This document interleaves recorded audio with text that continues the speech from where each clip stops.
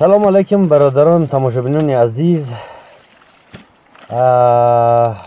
چخیلی که بسیاری ها نوشتن که طرز کار طلا چگونه است، یک نوار میکردی این را به نظر گرفته بودم. زندگی چخیلی که گویم زندگی مجبور کرد خستیم دست زدیم به شستن طلاشویی و در این مورد باز طرز کار کردی طلا را هم به شما خواستیم نشان دهیم.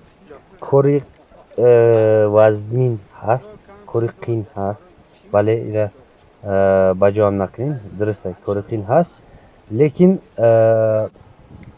دسترس برای همه هست، هر کس میتونه کار کرده. برای کار کردن میگن که دستگاه ساختن دکار.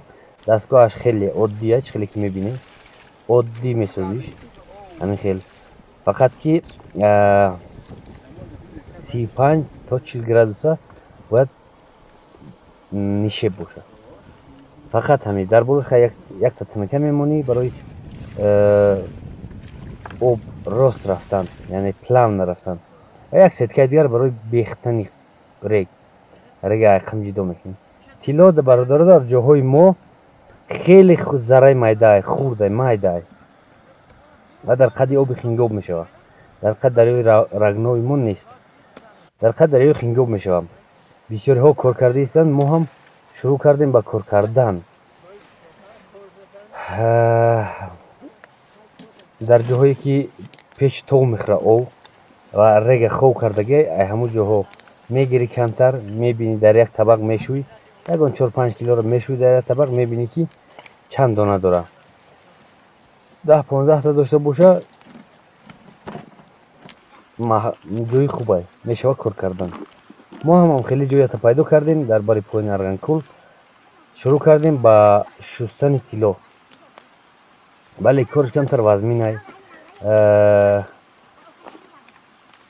رگ کندن با ما زاغنول میگن، کناج میگن، کیرکه میگن به زبان روسی. میکنی سنگای کلان میپرتوی مده چیدش با کلند یا که کدمن میگن، در سطل بار میکنیم میبریم میریزیم. همین خیلی یک کس میکنه، یک کس میریزه، یک کس میشویه، دو کس بسه. حاضر ما 3 کسیم، دو گروهیم، حاضرش 3 کس اینجا نشان دادیم، 4 کسیم. برای بنوار گرفتن 3 کس اومدیم اینجا، دو کس بسه. رگ یک کس میکنه میاره میریزه، یک تا دیگر میشویه. های باز در بین تقسیم میکنی کورا.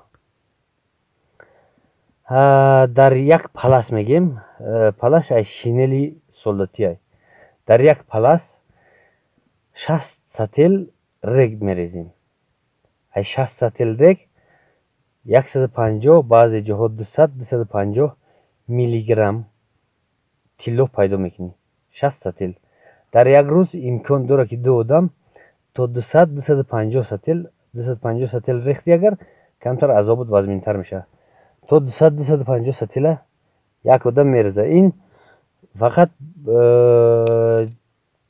پایانای بالاتر میگن که طلا خوبتره، بسیارتره. و باز در نوارهای پیشینه سوال اومده بود. یک برادر گفت که تا 40 قوای اسب دستگاه اگر بسازی طلا بشوی اجازت هست. شستن طلا بله اجازت هست، لیکن باز قانونهای خش داره. طلای شستگی، طلای دریافت کردگی را باید در مغازه های دولتی باید برده بفروشی. در مغازه های دولتی 10 سومون ارزان تر میگیرن، در بازار سیاه 10 سومون قیمت تر. همیخه پیش کار کردن همیخه اگرانیشین داره گویم میشه که فقط که طلا را برده بسپاری، اگر مشکل نیست کار کردن هر قدر که میخواهی کار بکن. در مغازه دولتی هستن شخصانی که میخرن به بازار سیاه گویم 10 سومون 15 سومون قیمت تر میخرن. 10 سومون 15 سومون راهشون دوره، در همون هم خرج میکنی. غیر این مشکل نیست. خوبیش اینه که اجازت هست برای کار کردن. بله یکم قیمتره. نرخ طلا 300-350 سومونی. نرخ طلای همینجا 300-350 سومونی برادرها.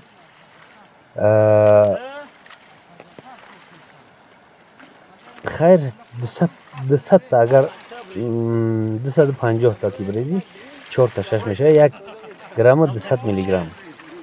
گفتیم که طرز اوکلونش اوگل اتاکه یک اوکلون انا همین خیلی باید باشه که کیلو را شسته نبره. شاید که بعضی گردهای میده را بره لیکن به هر حال همین قدری کار میکنن در جاهای ما. همین خیلی کرده کار میکنن. برادرای عزیز باز چی سوال دیگر داده بودید درباره شستن کیلو. بله حاضر ما 60 سطل ریختیم. نه ریختیم ولی 60 سطل 60 سطل شدیست است. 60 سطل ریگو که خریباردیم برای ریختن. نماده میتکیم میبینیم که چقدر پیدا کردیم چقدر کیلو به دست آوردیم. هوا هم برادرش خیلی که میبینیم خنکای برف هم آب نشدن ولی در برابر وزمینش بود هوا هم خنکای هم خیلی سنگ میبرداری ریگ میگیری بور میکنی میبری میریزی کارش برادرها قینه برای این کار کردن سلامتی خوب در کاره دست بازوی بقوت در کاره غفستر پوشیدن در کار یکم در مد اول باید غفستر پوشی که شمال نخری در لب دریا همیشه شمالای در تابستان هم باشه شمال میخری. خیر باز چیزی دیگر خراکر هم خیلی تامین کنی خوبتر بقوت همین خیل یکی آفرینی مردانی کیلو کار میکردگی همین گونه خداوند که بتید یگان پخته یگان پرچه یگان ناخون برین این دیگر میشد باز به حد خستان میشه. نه اکای محمدی را دیده نه کیلو کار کیسه بچه اکو نه اکای فایزالی منم انا اگه بچه اکو داوس پرن اگر خوش من باشه لای او خوش موان هستد به کار کام گیری نگی جوی زوره اسونه با آدم مهنت کشم میشه اگر آدم نکره باشه درونه یاد هنگام نمیوه گیرش کیلو ریخت کنی یا ما گرفتیمش با کیلو گشتیم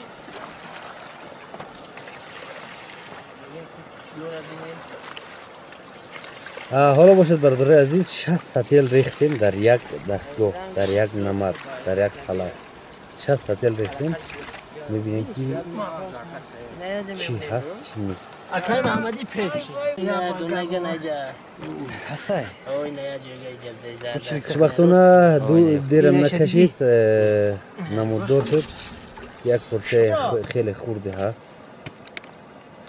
یک پرچه میده چیده بیتوره کلانترش همین هست قریب که یکان 8-10 یکی ناخون هست 8-10 یک ناخون دیگه همین خیلی و گذشته از این وقتی که پلاست بود میشه و باز این خیلی چخری میکنن بسیاری ها راهی سبکشن برای همین یک چخری بکنی در چخری یک سلفن میمونی سلفن حتما اینکه روغنی نباشه دستات روغنی نباشن و روغن سرکار کردگی نباشه اگر دستات روغنی باشن باید دستات کم بکنی که روغن چرا اگر روغن کم ترک باشه کیلو رو شسته میبره برای همین بی روغن بدنش حد نیست چخری کندی سلفن موندی برای که کیلو ریخته میروه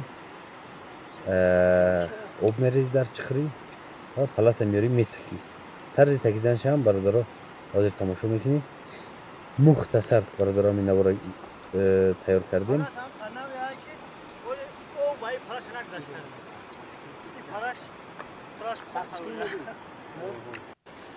یک ماه نگذشته این هم طرز تکیدنی نمد طرز تکیدنی پلاس در درون آب همین خیلی ایله ها قطعی تکیش کی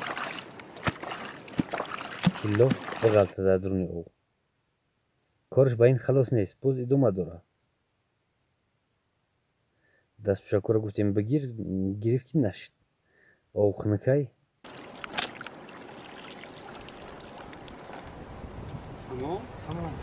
پلاس باید تکیدن حتما شدن در کار که در درون خود لوی داره لوی باشه اگر کیلو هم محکم نمیشه یعنی سوراخش محکم میشن ولی طلا با بالش امکانی لغزیدن رفتن داره.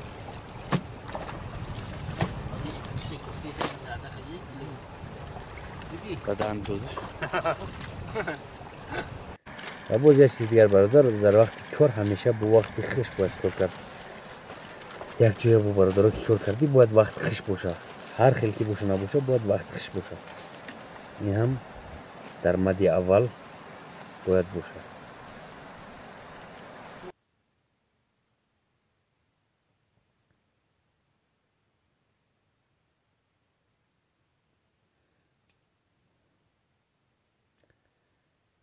شستن طلا ای در درون طبق ها هر خیل میشوند، چرکنجه، گرد، خیلی دیگر دایره شکل هر خیل میشوند.